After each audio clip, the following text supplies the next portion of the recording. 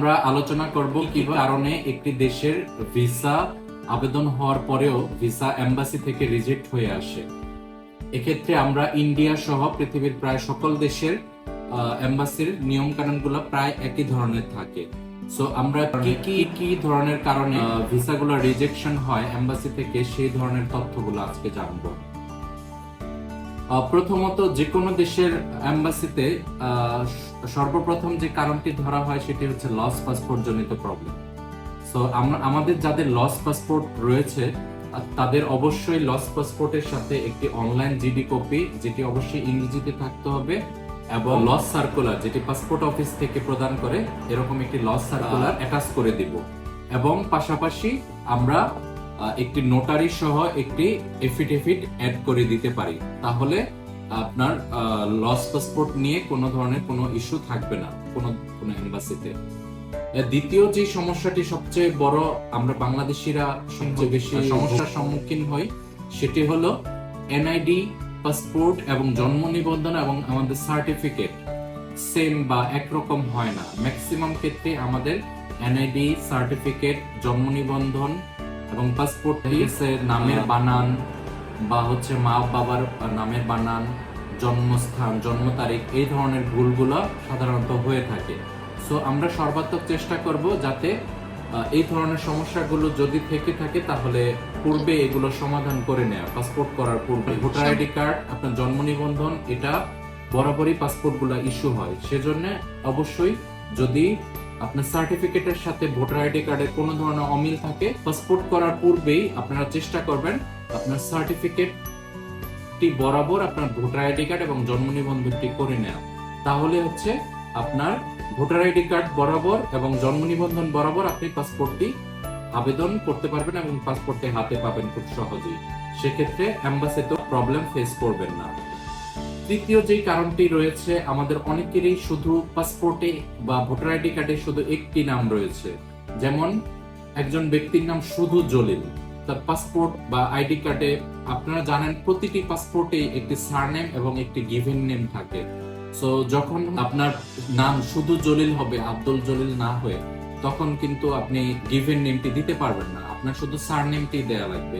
সেক্ষেত্রে maximum visa আবেদন করার ক্ষেত্রে আপনারা দেখবেন যে আপনার surname, given name, middle name অথবা লাস্ট নেম এই ধরনের ফর্ম ফিল আপ করার জন্য নেমগুলো প্রয়োজন পড়ে।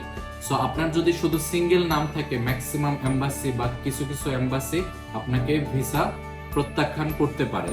আপনার পাসপোর্টে যদি কোনো একটি দেশের ডিপোর্ট সিল থেকে বা ডিপোর্ট স্ট্যাম্প থেকে থাকে, সেক্ষেত্রে আমরা এম্বাসি আমাদের পাসপোর্ট দেখে ভিসা রিজেকশন করার পসিবিলিটিস থাকে। যে আপনার ভিসার মেয়াদ যতদিন থাকবে ততদিন স্টে করার পরও আপনারা যদি কোনো দেশে ওভার স্টে করেন তখন এটা একটা ব্যাড ইম্প্যাক্ট তৈরি করে। সো যখন আমরা পরবর্তী সময়ে অন্য কোনো এম্বাসিতে ভিসার জন্য আবেদন করব তখন এই ওভার স্টে একটি সমস্যা তৈরি করে। সুতরাং আমরা যে কোনো দেশে যাই না কেন ভিসা ছাড়া কখনো ওভার স্টে করার চেষ্টা আমরা প্রাইভেট জব অথবা সরকারি চাকরি অথবা ব্যবসা যাই করি না কেন, আমরা যেই ডিপার্টমেন্টে চাকরি করি সেই ডিপার্টমেন্টের এনওসি বা ছাড়পত্র আমরা সাধারণত আমাদের ভিসা অ্যাপ্লিকেশন গুলোর সাথে দেই না। সো এটা একটা বড় কারণ হতে পারে আমরা ভিসাটি রিজেকশনের ক্ষেত্রে। আরো একটি বড় সমস্যা, বর্তমানে আমাদের অনেকেরই এজেন্ট ব্যাংকিং এ অ্যাকাউন্ট দিয়ে আমরা লেনদেন করে থাকি। সো আপনারা যারা ভিসার জন্য আবেদন করবেন অবশ্যই এজেন্ট ব্যাংক অ্যাকাউন্টটি আপনারা ব্যবহার করবেন না। আপনাদের ব্যাংক স্টেটমেন্টে অবশ্যই যে কোনো একটি ব্রাঞ্চের অ্যাকাউন্ট ব্যবহার করবেন। আপনার যদি আমরা মেডিকেল ভিসার জন্য আবেদন করি সেক্ষেত্রে আপনারা অরিজিনাল প্রেসক্রিপশন এবং ডাক্তারের অবশ্যই লেটার, রেকমেন্ডেশন লেটার অবশ্যই সাথে দেওয়া উচিত, অন্যথায় আপনার ভিসাটি রিজেকশন হতে পারে। আমরা যারা ইউরোপের বিভিন্ন দেশের এম্বাসি ফেস করার জন্য ভারতে বা হচ্ছে নেপালে আমরা যাই, তো আমরা অবশ্যই সাথে ভিএফএস গ্লোবালের অ্যাপয়েন্টমেন্ট লেটারটি সাথে জমা দিয়ে দিব। তা না হলে ডাবল এন্ট্রি ভিসাটি অনেক সময় এটার কারণেও রিজেক্ট হয়ে যেতে পারে। স্টেট রয়েছে যেমন হচ্ছে সিকিম, অরুণাচল এবং লাদাখ প্রদেশ।